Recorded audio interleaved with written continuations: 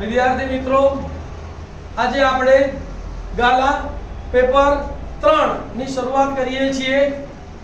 તમે બે પેપરના વિડિયો જોયા, તમને ગમ્યા હશે, સરળ રીતે ગણિત શીખ્યા હશો.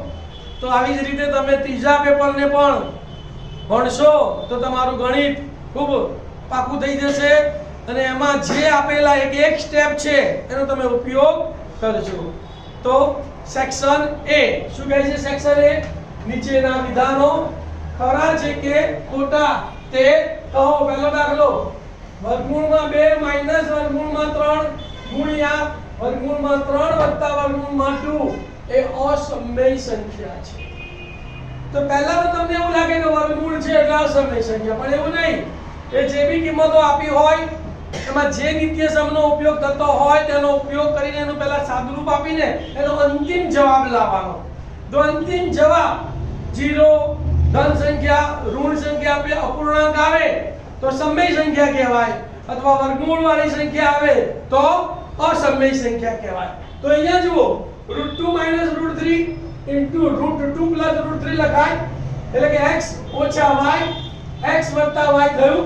તો વિસ્તરણ શું થાય? પહેલા પદનો વર્ગ ઓછા બીજા પદનો વર્ગ, √2 નો વર્ગ ઓછા √3 નો વર્ગ, √2 નો વર્ગ 2 ઓછા √3 નો વર્ગ 3. 2 માંથી 3 ગયા તો કેટલો જવાબ આવ્યો? તો -1. તો સમય સંખ્યા છે, પણ આપણને તો શું કીધું છે અહીંયા? અસમય સંખ્યા. માટે આપેલું વિધાન કેવું છે? ખોટું. ખ્યાલ આવી ગયો? જે બી રકમ આપી હોય એનું તમારે સાદુરૂપ આપવાનું. જો એનો જવાબ 0, ધન સંખ્યા, ઋણ સંખ્યા કે અપૂર્ણાંક આવે તો સમય સંખ્યા છે એમ કહેવાય, અને વર્ગમૂળ વાળી કોઈ પણ સંખ્યા આવે તો જ તે અસમય સંખ્યા છે તેમ કહેવાય. તો અહીંયા જવાબ સમય આવ્યો, આપણને અસમય કીધેલું છે માટે આપેલું વિધાન ખોટું છે. બીજો દાખલો જુઓ, દ્વિઘાત બહુપદી p of x બરાબર x² + 5x + 4 ના શૂન્યોનો સરવાળો તેના શૂન્યોના ગુણાકારથી અધિક છે. સરવાળો તેના ગુણાકારથી અધિક છે. તો શું કરવું પડશે? તમારે પહેલા શૂન્યનો સરવાળો શોધવો પડશે, પછી શૂન્યનો ગુણાકાર શોધવો પડશે, અને પછી તમારે ચેક કરવું પડશે કે સરવાળો ગુણાકારથી મોટો છે. જો મોટો હોય તો સાચું, મોટો ના હોય તો ખોટું. તો જોઈ લો, પહેલા આપણે સરવાળો ચેક કરીએ. આલ્ફા વત્તા બીટા બરાબર સૂત્ર કયું છે? -b/a. b ની જગ્યાએ કેટલા છે? 5, અને a ની જગ્યાએ 1. તો -5/1 બરાબર -5. શૂન્યનો ગુણાકાર આલ્ફા ગુણ્યા બીટા બરાબર c/a. c બરાબર કેટલા છે? 4. a બરાબર કેટલા છે? 1. 4/1 બરાબર 4. તો -5 એ 4 થી કેવા છે? નાના છે. -5 એ 4 થી કેવા છે? એટલે કે સરવાળો એ ગુણાકારથી નાનો છે. તો અહીંયા કયો શબ્દ આવ્યો છે? અધિક. તો માટે આપેલું વિધાન કેવું છે? ખોટું. ખ્યાલ આવ્યો? ત્રીજું, જો a > 0 અને a ≠ 1 તો 2 sin θ નું મૂલ્ય એ a + 1/a થઈ શકે. હવે ધ્યાન આપજો, બહુ જ મહત્વનું આ ખરા ખોટું છે. a > 0 નો મતલબ શું? એ 0 કરતા મોટી સંખ્યા છે, એટલે કે એ ધન સંખ્યા છે. a ≠ 1 એટલે એ ધન સંખ્યા છે પણ એ 1 નથી. તો એની કિંમત કેટલી શરૂઆતથી થશે? 2 થી. એટલે a બરાબર 2 છે, 3 છે, 4 છે, અનંત સુધીની સંખ્યાઓ આવી શકે છે.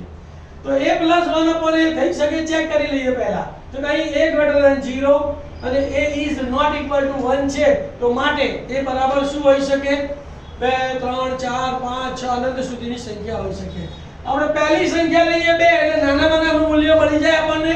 a બરાબર 2 મૂક્યા તો a + 1/a બરાબર શું થાય? 2 + 1/2 એટલે કે 5/2 બરાબર 2.5 થયા. હવે આપણને ખબર છે કે sin નું મૂલ્ય 0 અને 1 ની વચ્ચે હોય છે. 0 અને 1 અથવા તેની વચ્ચે હોય છે. તેને 2 વડે ગુણીએ તો 0 અને 1 ને 2 વડે ગુણીએ તો sin નું મૂલ્ય કેટલું આવી શકે? 0 આવી શકે, અથવા 2 આવી શકે, અથવા તેની વચ્ચેની કોઈ પણ સંખ્યા આવી શકે. તો 2 sin θ નું મૂલ્ય 0 અથવા 2 અથવા તેની વચ્ચેની કોઈ પણ સંખ્યા આવી શકે. અહીંયા એનું શરૂઆતનું પહેલું જ મૂલ્ય 2.5 છે, બાકી બધા મૂલ્યો 2.5 થી કેવા છે? વધારે છે. એટલે 0 અને 2 ની વચ્ચે આવતું નથી. માટે આપેલ વિધાન પણ કેવું છે? ખ્યાલ આવી ગયો? ચોથો વિકલ્પ sec square 30 minus tan square 30 બરાબર 1. દ્વિતીય સમજ છે sec square theta minus tan square theta બરાબર 1. તો દ્વિતીય સમ પ્રમાણે સાચું છે માટે આપેલ વિધાન સાચું છે.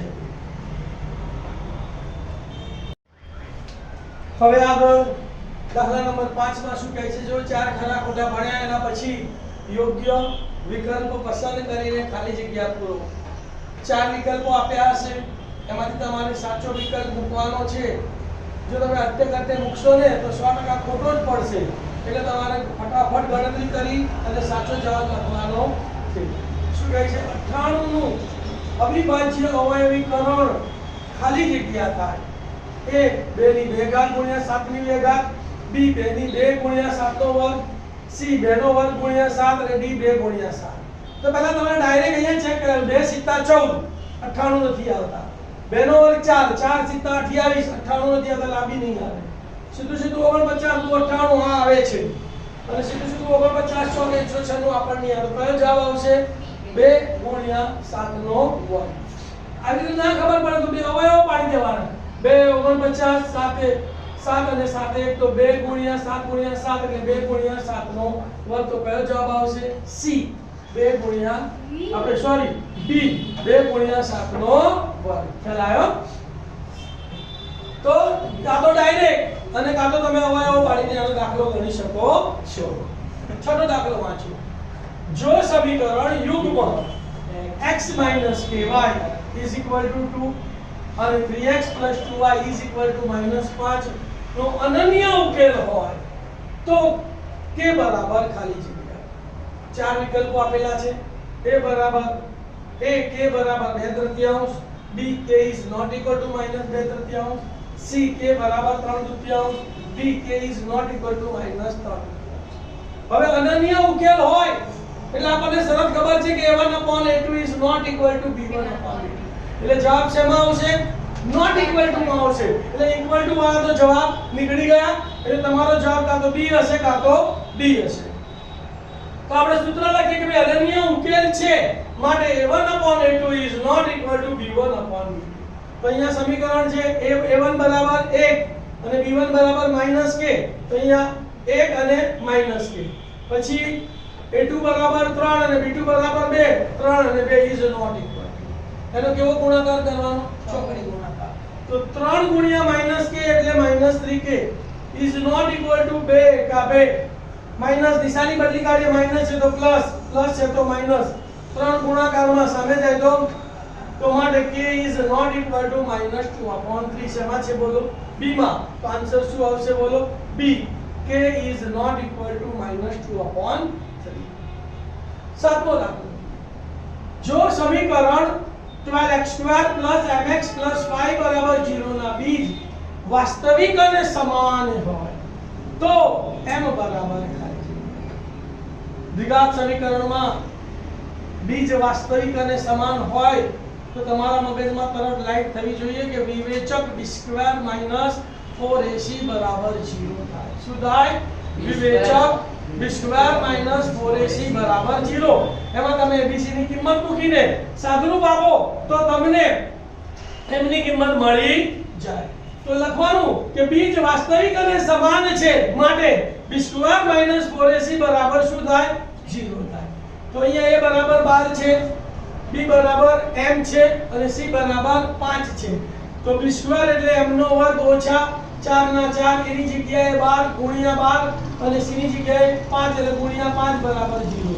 12 × 5 60 ચોક 240 તો m² - 240 બરાબર 0. હવે સૂત્ર કરતા બનાવવાનો છે m² ને તો -240 સામે જાય તો પ્લસ, તો માટે m² = 240. વર્ગ દૂર કરીએ તો સામે નાનું કોઈ પણ સંખ્યાનું વર્ગમૂળ આપણે શોધીએ તો એ કાં તો પ્લસ આવે કાં તો માઈનસ આવે. એટલે પ્લસ ઓર માઈનસ વર્ગમૂળમાં 240 નો અવયવ પાડી દીધા. 2 120, 2 60, 2 30, 2 15, 3 5 15. તો 2 ગુણ્યા 2 ગુણ્યા 2 ગુણ્યા 2 આ પૂર્ણ વર્ગ સંખ્યા થઈ ગઈ. એટલે 2 × 2 = 8 = 16 અને 3 5 15. તો 16 ગુણ્યા 15. 16 નું વર્ગમૂળ નીકળે 4, 15 નું વર્ગમૂળ ના નીકળે. તો માટે m બરાબર શું જવાબ આવ્યો? +or -4 √15. તો કયો જવાબ જવાબ છે બોલો એ સી. તો સી પ્લસ ઓર માઇનસ 4 વર્ગમૂળમાં 15. આઠમો વિકલ્પ ધ્યાન આપજો અહીંયા. જો A5 એટલે A5 6 7 અને 2 3 શિરોબિંદુઓ વાળા ત્રિકોણનું ક્ષેત્રફળ 10 હોય તો A બરાબર ખાલી જગ્યા. ધ્યાન આપો, આખા ક્ષેત્રફળનો સૂત્ર ઉપયોગ કરીને દાખલો ગણવો પડે તો જ તમને જવાબ આવે, નહીંતર જવાબ આવે.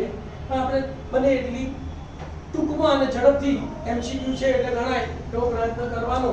તો આને x1 y1 નામ આપી દેવાનું, અને x2 y2 નામ આપવાનું, અને x2 અને y3 નામ આપવાનું, x3 y3 નામ આપવાનું.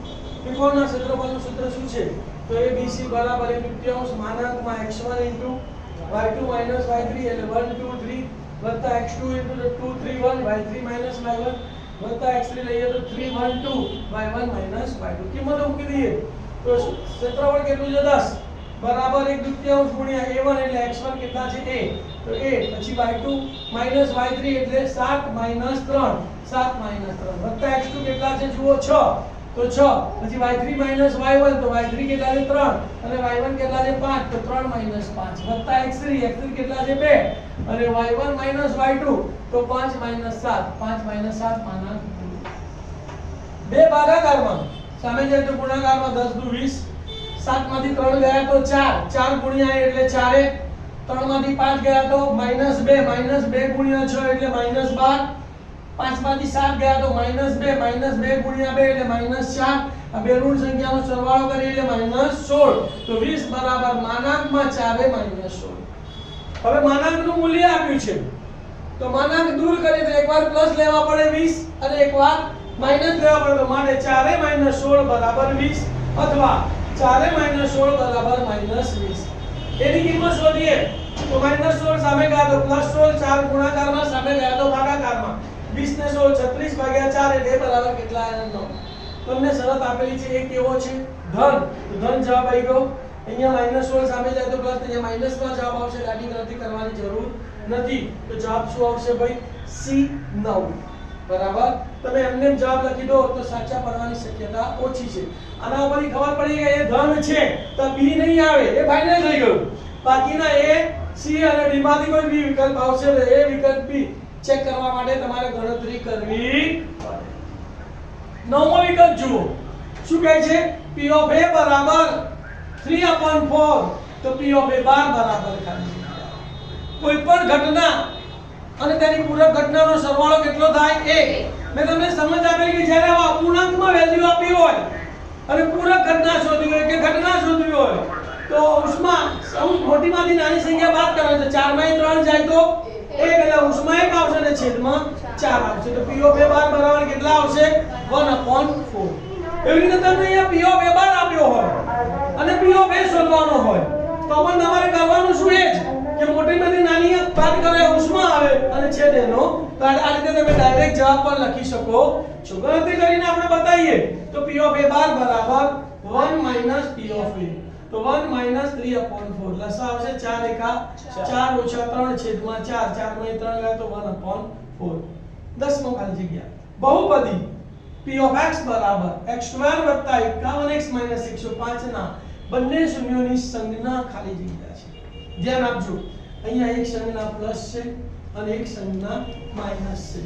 તો બંને પ્લસ આવી શકે ના આવી શકે, કારણ કે એક માઈનસ માં અવયવ પડે નહીં. એક માઈનસ આવે ત્યારે બે માઈનસ વાળી સંખ્યા જોઈએ ને જોઈએ. તો બે માઈનસ લાવવા માટે મધ્યમ પદ તો પ્લસ જ છે, એ બદલાવાનું નથી. તો એક પ્લસ આવશે ને અહીંયા એક ભાગ માઈનસ આવશે. તો પ્લસ માઈનસ આયા તો ધન અને ઋણ એટલે કે વિરોધી સંખ્યા થઈ. તો બંને ધન નહીં આવે, બંને ઋણ નહીં આવે, બંને સમાન નહીં આવે તો શું જવાબ આવશે? વિરોધી. તો જવાબ આવશે વિરોધી છે.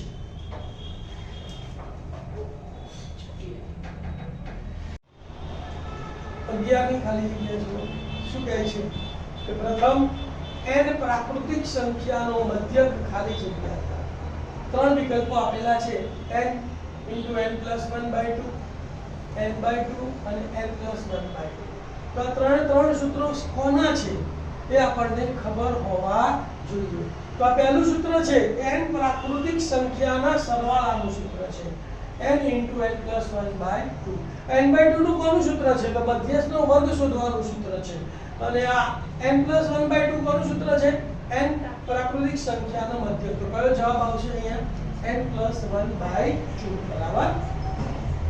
બીજું દાખલો, બીજા પછીની શું ખાલી જગ્યા કે p of a plus p of a બાર બરાબર ખાલી જગ્યા કૌંસમાં આપેલું છે 1 0 અને -1. તો આપણને ખબર છે કે કોઈ પણ ઘટના અને તેની પૂરક ઘટનાનો સરવાળો હંમેશા કેટલો થાય છે? 1. એટલે સૂત્ર શું છે?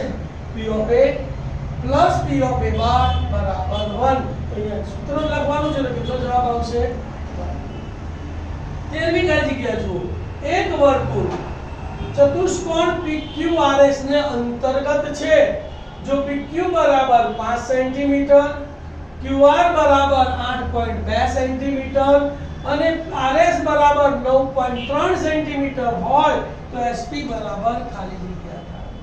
જ્યારે પણ વર્તુળ ચતુષ્કોણની અંતર્ગત હોય ત્યારે તમારે શું યાદ રાખવાનું છે કે તે ચતુષ્કોણની સામસામેની બાજુઓનો સરવાળો સરખો થાય. શું યાદ રાખવાનું છે? તે ચતુષ્કોણની સામસામેની બાજુઓનો સરવાળો સરખો થાય. તો આપણે ચતુષ્કોણ દોર્યું, ની અંદર વર્તુળ દોર્યું. આ 5 8.2 9.3 છે. તો આ બેનો સરવાળો બરાબર આ બેનો સરવાળો. તો 5 + 9.3 એટલે 14.3 થાય. 14.3 માંથી કેટલા બાદ કરવાના? 8.2. તો 14.3 માંથી 8.2 બાદ કર્યા. 3 માંથી 2 ગયા તો 1, 14 માંથી 8 ગયા તો 6. તો કેટલો જવાબ આવશે? 6.1 સેન્ટીમીટર. આ ઘણીવાર 2 માર્કમાં પણ દાખલો પૂછાય છે. 14મી ખાલી જગ્યા જુઓ. O કેન્દ્રિત વર્તુળને બાહ્ય બિંદુ P માંથી દોરેલા સ્પર્શકો PA અને PB વચ્ચેના ખૂણાનું માપ 80° હોય તો ખૂણો POA બરાબર ખાલી જગ્યા થાય. કૌંસમાં આપ્યા છે 100 40 અને 50. તો આ વર્તુળ આપણે દોર્યું. O કેન્દ્રિત વર્તુળ છે. એનો આ બાહ્ય બિંદુ P છે, એનો આ સ્પર્શક PA, એનો આ સ્પર્શક PB છે. આ સ્પર્શ બિંદુએ દોરેલી ત્રિજ્યા છે. આપણને ખબર છે કે સ્પર્શ બિંદુએ દોરેલી ત્રિજ્યા કેવી છે? 90. એટલે આપણ 90 થાય અને આપણ 90 થાય. અને આપણને એ પણ સૂત્ર ખબર છે કે આ બંને સામસામેના ખૂણાનો સરવાળો કેટલો થાય? 180. આ ખૂણો 80 છે. તો આ કેટલો થશે? 180 માંથી 100 બાદ કરી 180 માંથી ને 80 બાદ કરીએ તો કેટલો આવશે? 100. અને OP રેખાખંડ આ બંને ખૂણાના કેવા છે? દ્વિભાજક છે. તો આપણ 50 આપણ 50. અહીંયા પૂછ્યો હોય તો 80 ના અડધા 40 40. તો અહીંયા આપણને કયો ખૂણો પૂછ્યો છે? ખૂણો POA. તો આખો 100 છે. તો 100 નો અડધો કેટલો થશે? 50. તો POA બરાબર 1 તૃતીયાંશ ગુણ્યા 100 બરાબર 50. હવે 15મી ખાલી જગ્યા છે જુઓ. એક વર્તુળાકાર બગીચાની ફરતે બહારની બાજુએ સમાન પહોળાઈનો કંકણાકાર રસ્તો છે. જો કંકણાકાર રસ્તાના બહારના પરિઘ અને અંદરના પરિઘનો તફાવત 132 મીટર હોય તો રસ્તાની પહોળાઈ ખાલી જગ્યા મીટર થાય. કૌંસમાં જવાબ આપ્યો છે 7 21 અને 14. અહીંયા ધ્યાન આપજો. વર્તુળાકાર બગીચો, આ વર્તુળાકાર બગીચો છે જેની ત્રિજ્યા છે r. તેની ફરતે બહાર સમાન પહોળાઈનો કંકણાકાર રસ્તો. કંકણાકાર રસ્તો એટલે ગોળાકાર માર્ગને કંકણાકાર રસ્તો કહેવાય. આપેલાને જેની ત્રિજ્યા છે r. તો આ મોટા r માંથી નાનો r બાદ કરું તો મને રસ્તાની પહોળાઈ મળે કે ના મળે? એટલે રસ્તાની પહોળાઈ મારે શોધવાનું છે. એટલે શું શોધવાનું છે? r - r શોધવાનો છે. હવે બીજી શરત આપી છે કે બહારના પરિઘ. તો બહારનો પરિઘ શું થશે? 2π r લેવાનો કેપિટલ. અને અંદરના પરિઘનો તફાવત એટલે માઈનસ. અંદરનો પરિઘ એટલે 2π r એમાં નાનો r બરાબર 132. બંનેમાંથી 2π કોમન કાઢીએ તો 2π * r - r બરાબર 132. r - r એટલે રસ્તાની પહોળાઈ આવી ગઈ. r - r એટલે રસ્તાની પહોળાઈ આવી ગઈ. 2π અહીંયા ગુણાકારમાં સામે જાય તો માટે r - r બરાબર 132 ભાગ્યા 2π. પાઈ ની કિંમત મૂકું છું તો માટે r - r બરાબર 132 છેદમાં 2 2 ના 2 અને ગુણ્યા પાઈ એટલે 22 સત્તાંશ. તો છેદનો છેદ ક્યાં જાય? ઉપર.